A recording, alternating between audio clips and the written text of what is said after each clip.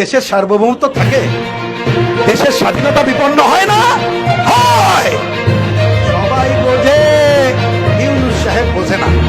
অবশ্য আমি একটা ভুল কথা বললাম, ইউনূস সাহেব বোঝে না তা না। ইউনূস সাহেবকে এত বোকা না বুঝে কাজ করে, অন্তত পক্ষে আমরা তা মনে করি না। যাই হোক, ইউনূস সাহেবের কথা একটু পরে বলি। তাহলে এইটা হলো প্রথম কথা, যে আমরা আমাদের এই ধরনের জায়গা কোনো বিদেশিকে লিজ দিতে পারি না। প্রসঙ্গক্রমে একটু উল্লেখ করি, কমরেড মিহির বলেছেন এর আগে চট্টগ্রাম বন্দরকে বেসরকারীকরণ শুধু না, বিদেশের একটা কোম্পানিকে 99 বছরের লিজ দেওয়ার কথা হয়েছিল। আমরা আন্দোলন করেছিলাম, কমরেড শাহ আলম সহ 4 জন আদালতে মামলা করে আমরা ঠেকিয়েছিলাম। তার মানে এই উদাহরণ তো আমাদের আছে যে বিদেশিদেরকে আমরা দেব না। উদাহরণ আছে শুধু জনগণ না, আদালত এটা ঠিক মনে করে না। তারপরও দেখলাম এই সরকার জনগণের কথা না শুনে তারা ঔদ্ধত্যপূর্ণ ভাবে এই বন্দরকে লিজ দিতে চাইল। আমাদের প্রধান উপদেষ্টা চাটখেয়া লোক, চট্টগ্রামে যে বললেন এটা হৃৎপিণ্ড, কথাটা কিন্তু ঠিক বলছেন। উনি বললেন এটা দিতেই হবে, কেউ যদি না দিতে চায় বুঝাই শোনাই দিতে হবে। কি কথাটা নরম হইল? নরম না শক্ত? ভাই শক্ত, দিতেই হবে।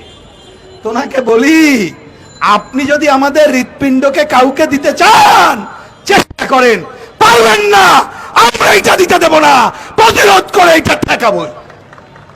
আপনাকে প্রশ্ন করি, আমাদের বলেন তো ভাই, আপনারা জানেন কিনা জানি না, আশা করি জানেন, এই যে বন্দর, এইটা কিন্তু আধুনিকায়ন হয়েছে আমাদের টাকায়। এই বন্দরের যে সক্ষমতার কথা বলা হয়, যা সরকার ঠিক করেছে, গত কয় বছরে সক্ষমতার থেকে বেশি সার্ভিস দেয়। এইটা কিন্তু লাভজনক প্রতিষ্ঠান। তাহলে দেওয়ার কথা কেন? কথা তো পরিষ্কার। আরো যদি কিছু ম্যাটেরিয়ালসের উন্নয়ন করে ভালো করার থাকে, কমিউনিস্ট পার্টি তো বিরোধিতা করে না, তাইলে সেইটা হইতে হবে রাষ্ট্রীয় মালিকানায়, সরকারের থেকে করতে হবে। আর আপনি যদি এই কথা বলেন যে ভালোভাবে চলছে না তাই জন্য বেসরকারীকরণ করি, প্রথমে তো ঠিক না, তথ্যটা ঠিক না বললাম। তাহলে ভালোভাবে আপনি তো 10 মাস ক্ষমতায় আছেন, কোনটা ভালোভাবে চালাচ্ছেন বলেন? আপনার কোন উপদেশটা ভালোভাবে চালাচ্ছেন বলেন? তাহলে তো এই উপদেশটাকে লিজ দেওয়ার কথা বলতে হয়।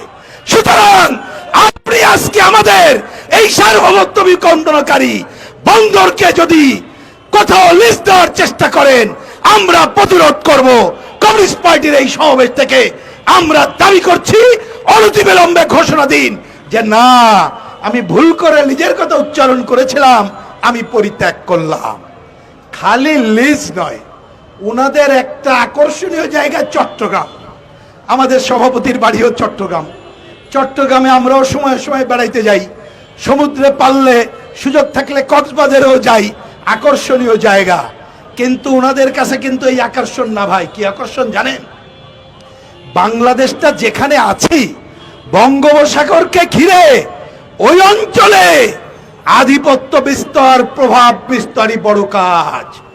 আমাদের দেশে মাটির নিচে সম্পদ আছে, ওই সমুদ্রের বালুকোনায় সম্পদ আছে, ওই অঞ্চলে সম্পদ ভরা।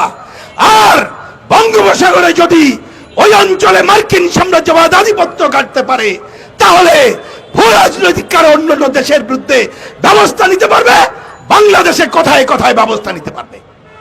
সুতরাং তাহলে ওনাদের আকর্ষণ আর আমাদের আকর্ষণ কিন্তু পৃথক। এই আকর্ষণের জন্য চট্টগ্রামকে দখল করা, ওই অঞ্চলে প্রভাব বিস্তার করা, বঙ্গোপসাগরকে ঘিরে পাকিস্তান আমল থেকে ষড়যন্ত্র। হঠাৎ করে না, নানা সময় নানা কথা হচ্ছে। দেখবেন, আমি লম্বা আলোচনা না যেয়ে বলতে চাই, রাখাইনে সংকট সৃষ্টি হয়েছে। আমাদের দেশে রাখাইনেরা এসেছে, কাগজে কলমে 12 লক্ষ, হিসাবে বলে 16-17 লক্ষ। এর আগে আমরা বলেছি, যখন এসেছিল আপনি মানবিক কারণে প্রশ্রয় দিয়েছেন, ঠিক আছে, হাসিনার আমল থেকে, তার আগে জিয়াউর রহমানের আমলে এসেছিল।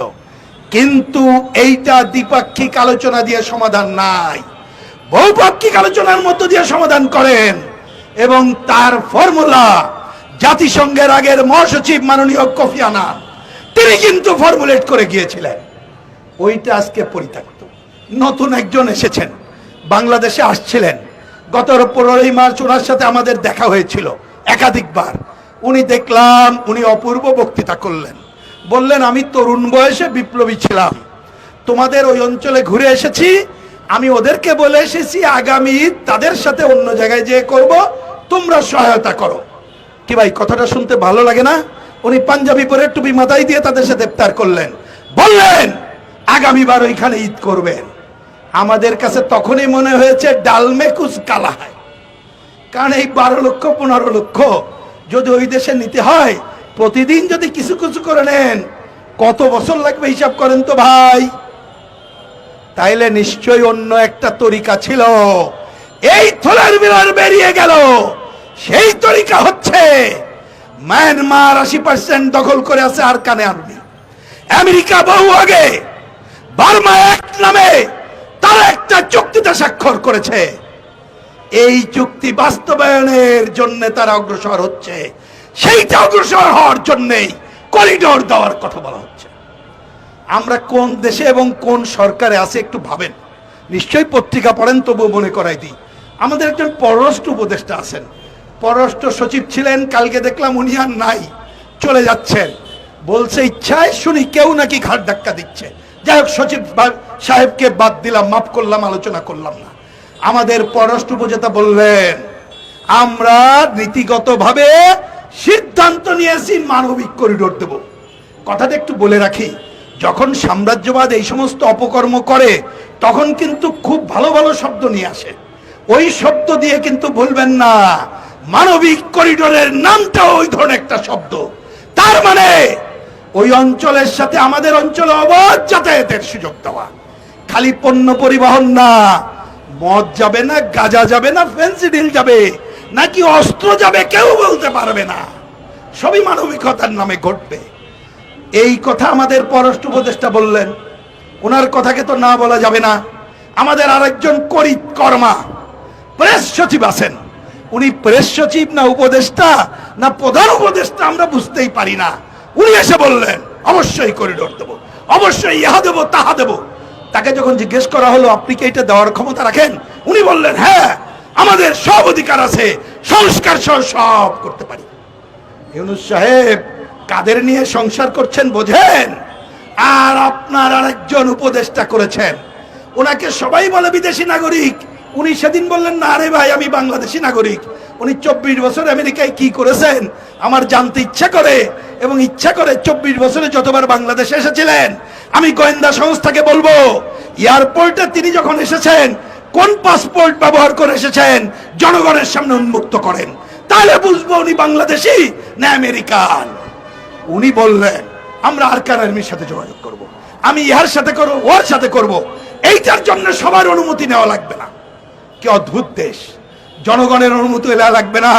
ইউনূস সাহেব এদের নিয়ে সংসার করছেন। সর্বশেষ ধাক্কা খেয়ে উনি বললেন না করিডোর দেওয়ার সিদ্ধান্ত নেইনি, আলোচনাও করব না, আমরা একটা কি যেন বলে একটা লেন দেব।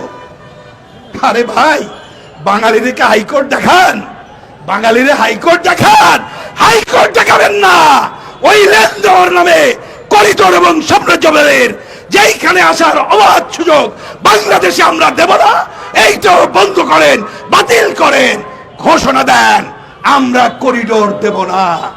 কথা পরিষ্কার। বাংলাদেশে বলেন তো ভাই এই করিডোরের সাপোর্টার ইউনূস সরকার এবং তার কিছু চামচা আর যারা সাম্রাজ্যবাদের এজেন্ট, তারা ছাড়া কি আর কেউ রাজি আছে? রাজি নাই। তাহলে সরকার আপনি কেন এই কাজ করতে যাচ্ছেন? আমি যে কথাটা তুলে রেখেছিলাম ওই কথা বলে আমার বক্তব্য শেষ করি। ইউনূস সাহেব আপনি ক্ষমতায় এসেছেন বা আমরা আপনাকে নিয়োগের পরে আপত্তি করি নাই, তা আপনার কোন ধরনের সরকার? আপনি তো নির্বাচিত না, কিন্তু তারপরও বলেছি গণঅভ্যুত্থানের মধ্য দিয়ে গঠিত হয়েছে, আপনি অন্তর্বর্তীকালীন দায়িত্ব পালন করেন। কিন্তু আমরা লক্ষ্য করছি অন্তর্বর্তীকালীন সরকার সীমা ছাড়িয়েছে, তিনি এমন অনেক কাজ করতে চাইছেন যা তার করণীয় না, যা দেশের জন্য ক্ষতিকর। একটা পার্লামেন্ট থাকলেও যতই দুর্বল হোক ওই পার্লামেন্ট জনগণের অনুমতি না নিয়ে এই কাজের দিকে আগাতো না। ইউনূস সাহেব সেই কাজের দিকে আগাচ্ছেন। তাই তো আজকে মানুষের মধ্যে প্রশ্ন উঠেছে ইউনূস সাহেব অন্তর্বর্তীকালীন সরকারের প্রধান হলেও উনি আমাদের এজেন্ডা বাস্তবায়ন করতে চান না অন্য কারোর এজেন্ডা বাস্তবায়ন করতে চান? আমি ইউনূস সাহেবকে বলি, এই প্রশ্নের উত্তর আপনাকে দিতে হবে।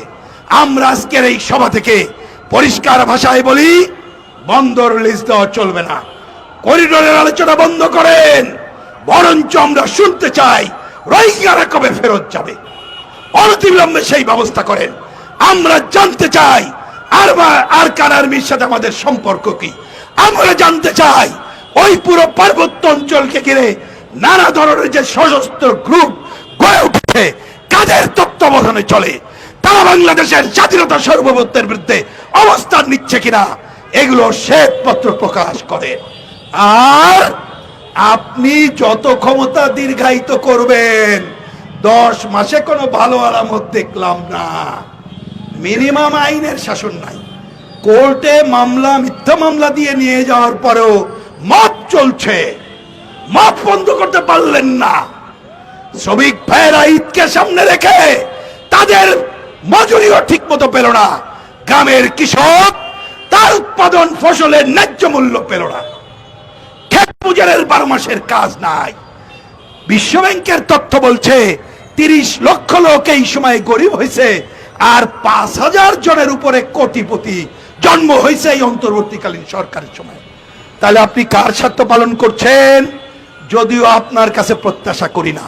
আপনি অন্তর্বর্তীকালীন সরকার, পরিষ্কার করে বলি, আপনার দায়িত্ব হলো ভালো নির্বাচন করে চলে যাওয়া, আর ভালো নির্বাচনের জন্য যা যা সংস্কার করা দরকার সেইটা করা, আর 24-এর যে হত্যাযজ্ঞ সংগৃহীত হয়েছে, বিচারের কাজ শুরু হয়েছে, এটা দৃশ্যমান করা। আশা করি এই কাজগুলো করবেন, জনগণকে শান্তি দেওয়ার কাজটা আপনি করবেন।